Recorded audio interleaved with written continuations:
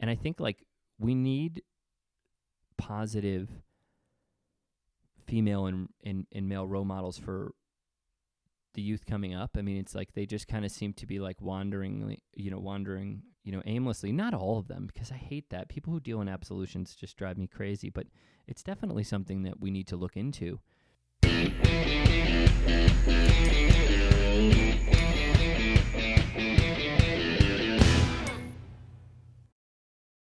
All right. Yeah, what is up? I am back from vacation. Yes, I'm a little tan. I don't know if you guys can tell. Of course, you guys can tell. I am a little tan. Spent some time outside. One little beach day, nothing too crazy. Got back. I feel fantastic. I definitely needed the break. It was all these 12, 15-hour days were killing me.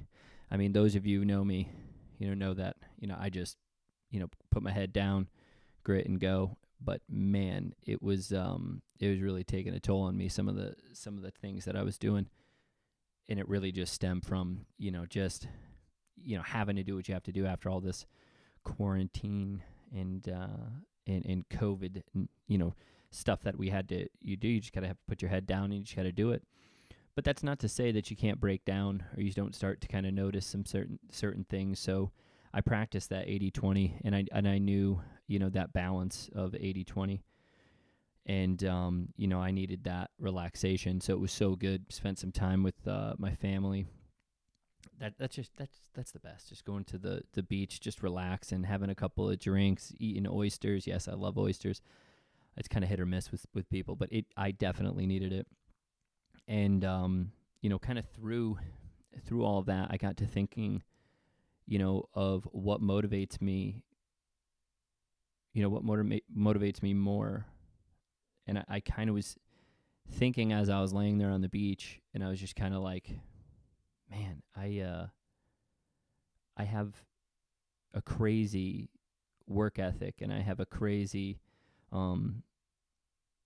outlook sometimes. And I was like, where the hell did I get this from? I was like really sitting there thinking, do the role models or do the people I look up to when I was younger, do I still look up to those same people? And I was sitting there thinking, and I really don't. And it was one of those kind of aha moments where, when I was younger, we were really poor, and it was just kind of, we were just kind of, just poor kids, so we didn't have any immediate role models to really look up to. At least I didn't have any. I got big into boxing when I was a kid, and my dad had all these tapes of these old boxers, and I remember, really, looking up to them, and I remember just kind of watching them over and over and over again, and it was, it was one of those things where I just got inspired just really by the stories, maybe not so much the athleticism. I mean, I think I did, obviously, because we hung a mattress and some duct tape, and I punched that until he got me a punching bag. And then I remember he got me one of these like things that move around. It looked like it was focusing on mitts, but I ended up hitting it too hard and breaking it. Not a testament of my strength, really just a testament that it was a piece of shit product. I wasn't that strong. I just punched it as hard as I could, and it broke, but it was just, cheap. But I used to get inspired by, Joe Frazier. I used to get inspired by Jack Dempsey, Jack Johnson, and,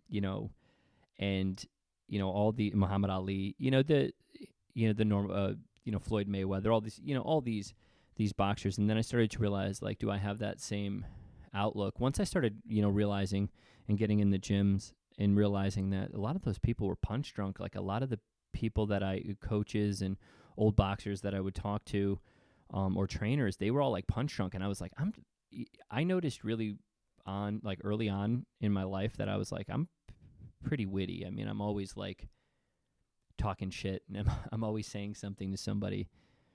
And, I wanted to keep that because I noticed that even into my 20s, getting punched in the head sucks. it really sucks. So I didn't want to do it anymore. And I started to kind of get new role models, as a kid, or kind of like into more my adult life. And I was thinking about it for kids nowadays, and I'm just, so many of them look up to people who I think are not the best of examples of what you'd want your daughter or your son to really look up to.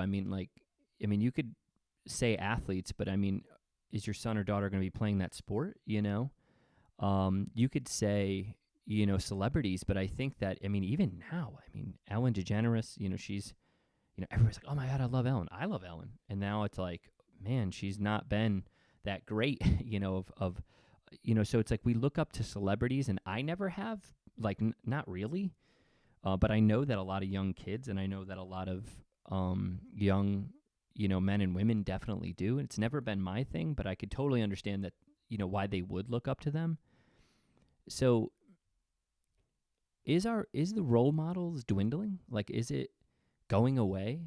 Do we not have positive female and positive male role models for people? And I was thinking about this now. It's like, I don't follow hardly or talk about or listen to almost any celebrity BS. It's like I just don't. Music, not really. There's not a ton of really good music.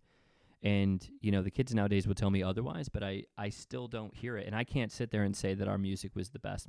We had some really, crappy music too when I was young too. So it's like, that whole like, oh, my generation was the best. It's like, oh, was it? But, I can definitely say that my role models have changed. And, some people that I really think that don't get talked about, and it gets kind of annoying because I hear a lot of these like young rappers that end up, a lot of them have killed themselves. A lot of them have, had songs or said things, about, you name it. It could be like doing drugs to like, hey, it doesn't really matter, what you do. It's all trap, that type of thing. And I think like we need positive female and male role models for the youth coming up. It's like they just kind of seem to be like wandering, aimlessly. Not all of them, because I hate that. People who deal in absolutions just drive me crazy, but it's definitely something that we need to look into. So for my positive, role models, people that I aspire to, or people that I have nieces, man. Like I have two beautiful nieces that I love like more than anything, but I am not going to subscribe to, telling them they should,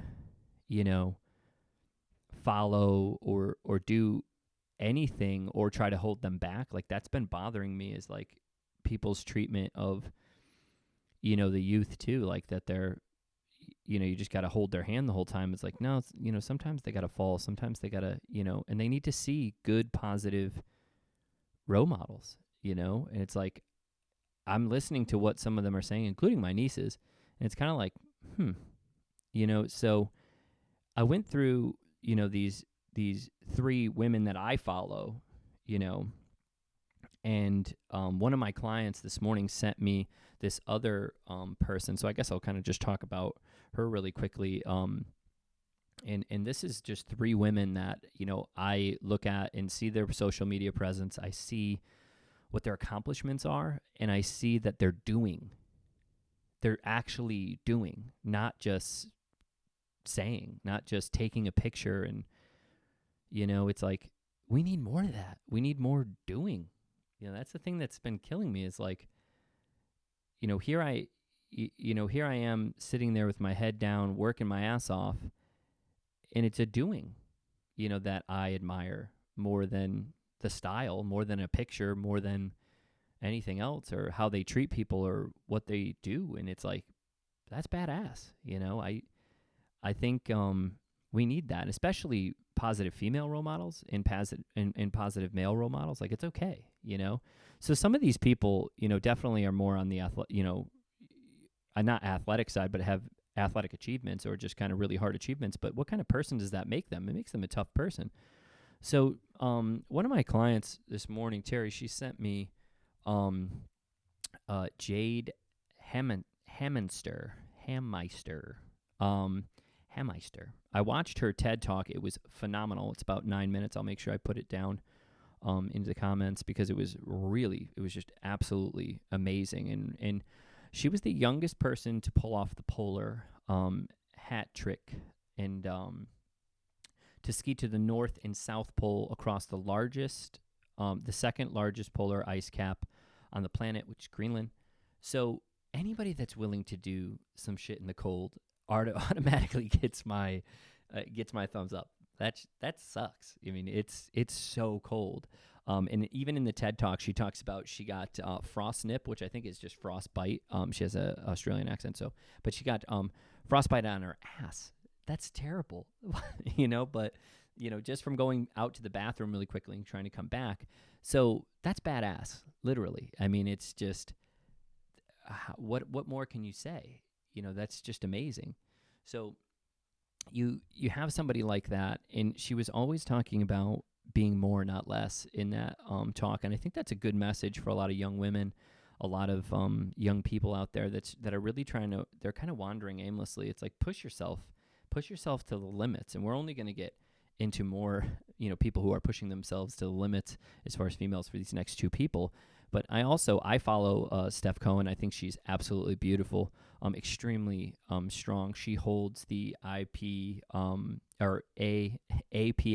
world deadlift record. She weighs 123 pounds, and she pulled 402 pounds.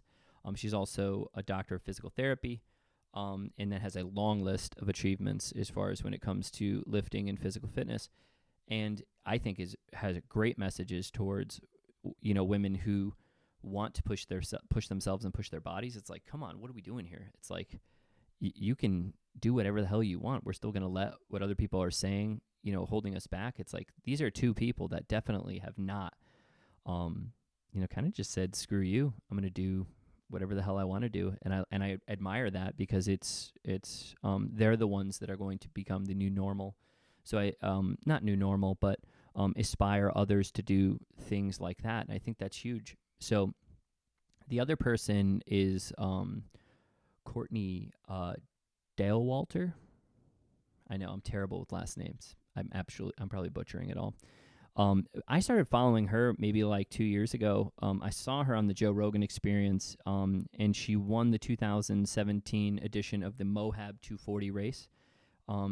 She did it in 2 days, which is she did it in 9 hours and 59 minutes. She finished first overall in beating the second place finisher by more than 10 hours. That is insanity. That is absolutely crazy that the next person that came in second was 10 hours later. That's insanity to me. And after seeing her on that Joe Rogan Experience, I bet I can just make the link on below so you guys can see it. Absolutely phenomenal. I watched that like twice, and I sent it to two of my friends, and they got all pumped up. They both were like, dude, she's such a badass. I'm going to go out and run. I mean, and so I believe the 240 is 240 miles, something like that. She's absolute savage. Love her content. Is very uplifting. It's very she's very gritty. I love that stuff.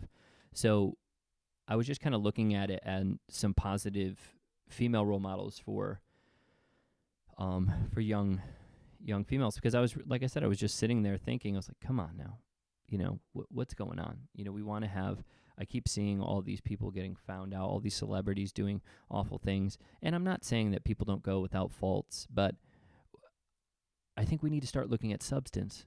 I think we need to start looking at doing, I just watched that Michael Jordan documentary, or the about the Bulls, The Last Dance. Holy shit. Blew my mind. It absolutely blew my mind. Once again, the guy's hyper competitive. I think at that level, when you're that level, I mean, you're at the highest level. One of the guys said, Michael Jordan is the best person to ever perform a task or to ever do his job ever. Like, that was his job, his career, everything. He did it perfectly, in this guy's opinion. He said he was the best guy to do it ever, something along those lines. I'm butchering that quote, I'm sorry.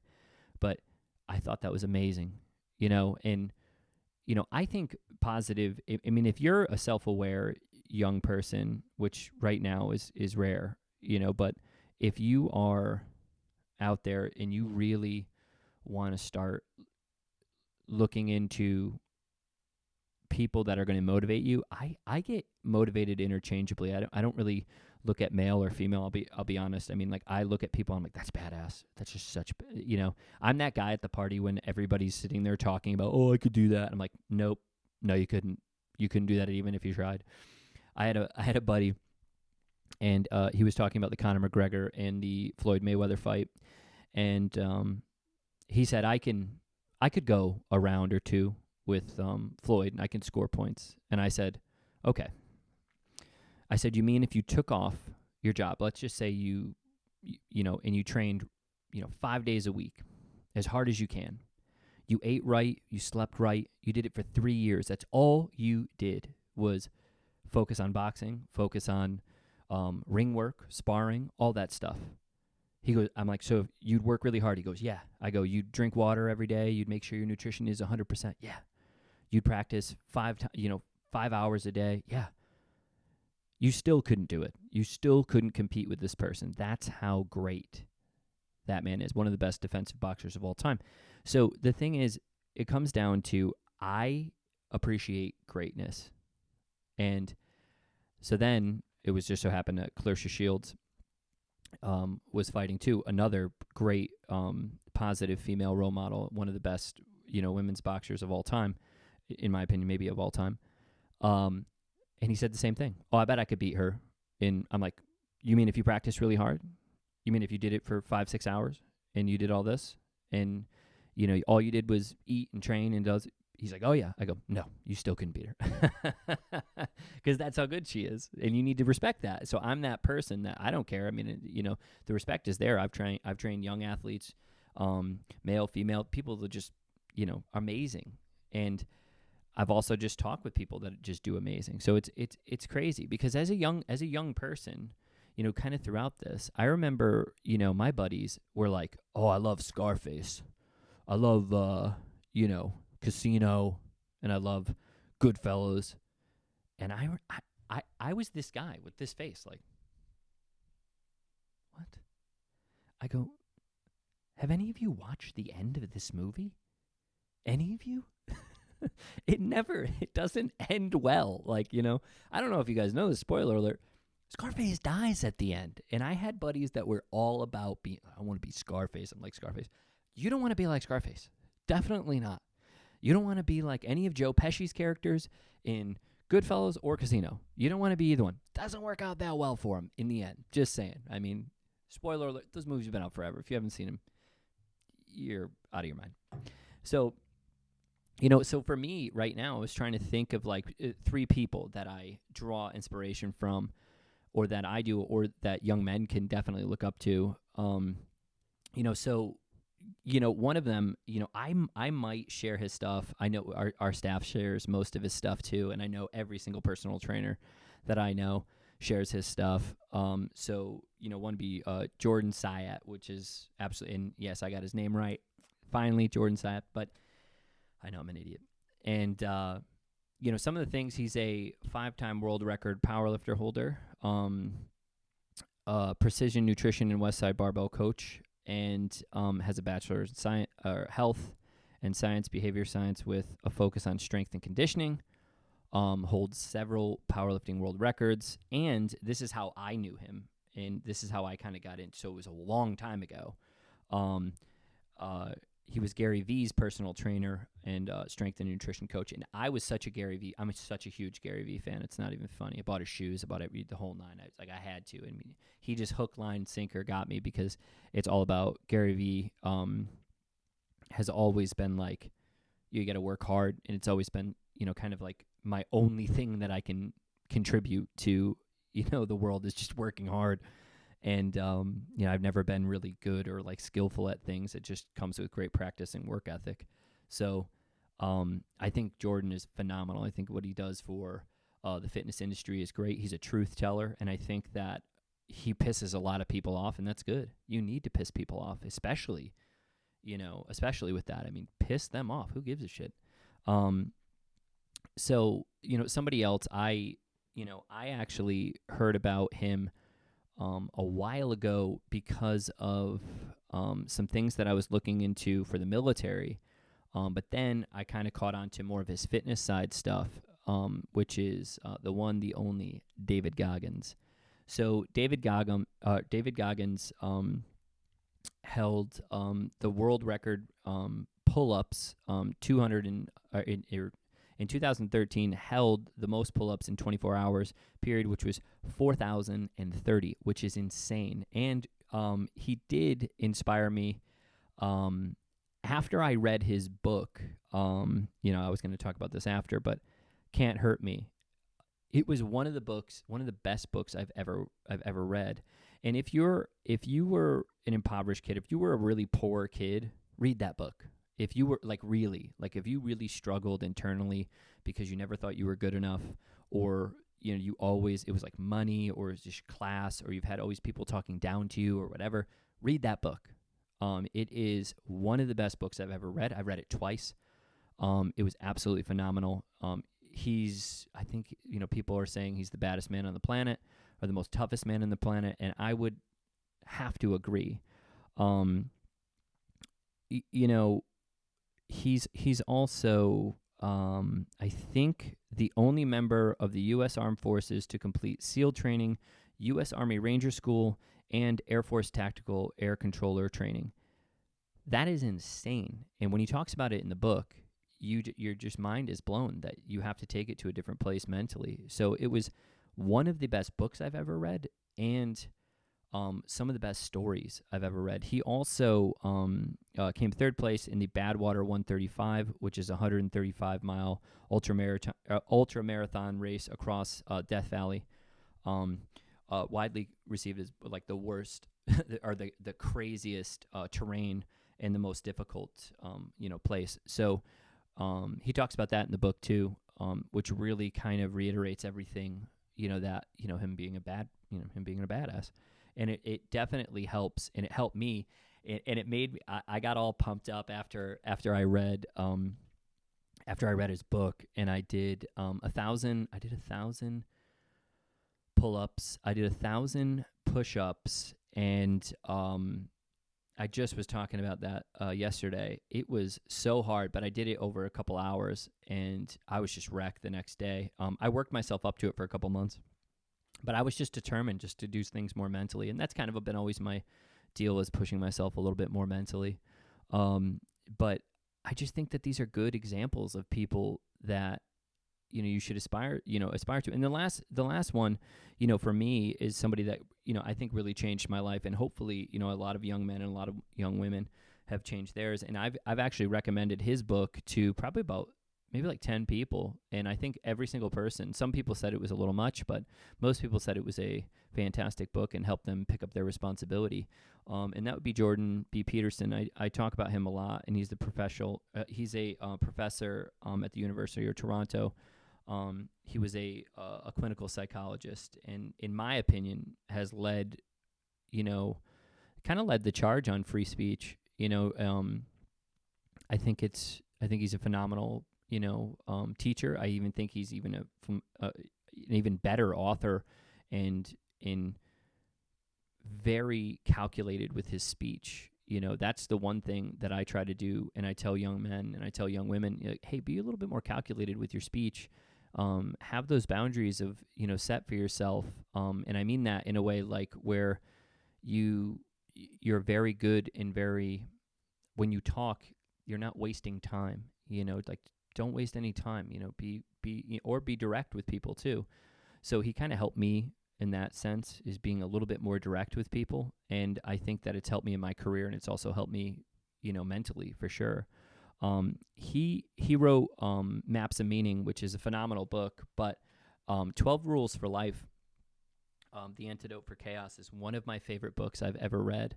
I've read it 3 times, and I kind of pick up new things every time. it is one of those books that will change your life. And, I'll end on this. Reading that book helped me reevaluate. It strips you down mentally. You're essentially, in my opinion, mentally, you're just strips you down, bare. So you have to really take a hard look at yourself. And, as much as I thought I was really good and really aware, sometimes you really don't catch certain things and you end up not liking what you see. And after I read that book, it was just it just helped me pick up my responsibility. It helped me pick up my responsibility as a business owner. It helped me pick up my responsibility as a family, as an uncle, as a brother, as as a boyfriend, as a son. It really helps you pick up your responsibilities, and it starts with doing things in a small way. And the 12 rules are extremely helpful. I still kind of think back to them all the time. So it's definitely it's definitely a good book for a lot of young people that are kind of wandering aimlessly and need a little bit more guidance. And it's nothing it's nothing like where it's going to grab you and force you to, do certain things. It's just those little things where you go, yeah, I probably should do that. So, I hope that, this, finds a lot of people, they can look up to these 6 people. And I did group them in by, how often I look at them. But I definitely thought they would be good examples of what strong human beings and people who have a positive message and who are leading the charge on a lot of tough problems and tough issues. So, I hope that helped. And I'm out of here. I got to go train for the next couple of hours.